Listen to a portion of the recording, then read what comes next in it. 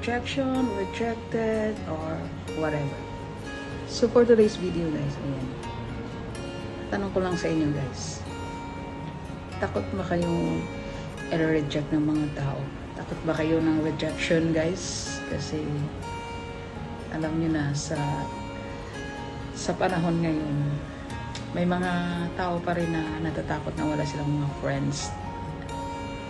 Kaya minsan nagpaplastikan sila, magkaanuhan sila kasi takot nga sila mawala ng mga friends.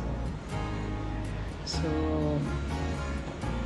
kaya gano'n ang ginagawa nila guys. So ang advice ko lang sa inyo guys, huwag kayong matakot sa rejection guys, or mawalan kayo ng friends na sa tingin nyo naman is toxic para sa inyo.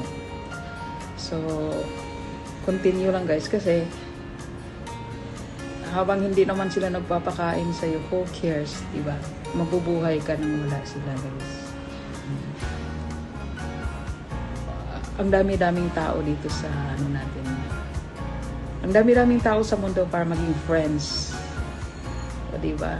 Huwag kang mag-focus sa isang tao na alam mo naman na ikakasama mo or ikakaano mo na hindi magandang ehemplo para sa iyo. Huwag kayong matakot guys kasi lalong-lalo na hindi naman sila nag-aano sa iyo. Wala naman silang ambag sa buhay niyo, 'di ba? So, you need a friends lang para sabihin na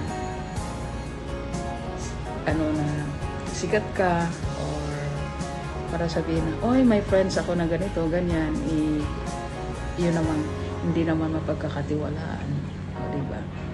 So, don't scare rejection, guys. As long as kaya mo magtrabaho, hindi ka humingi sa kanila, wala silang ambag sa buhay mo, let them go. O, diba? Let them go.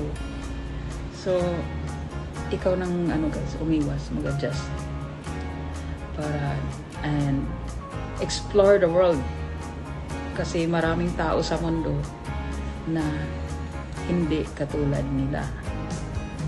So that's for today guys. Thank you for watching.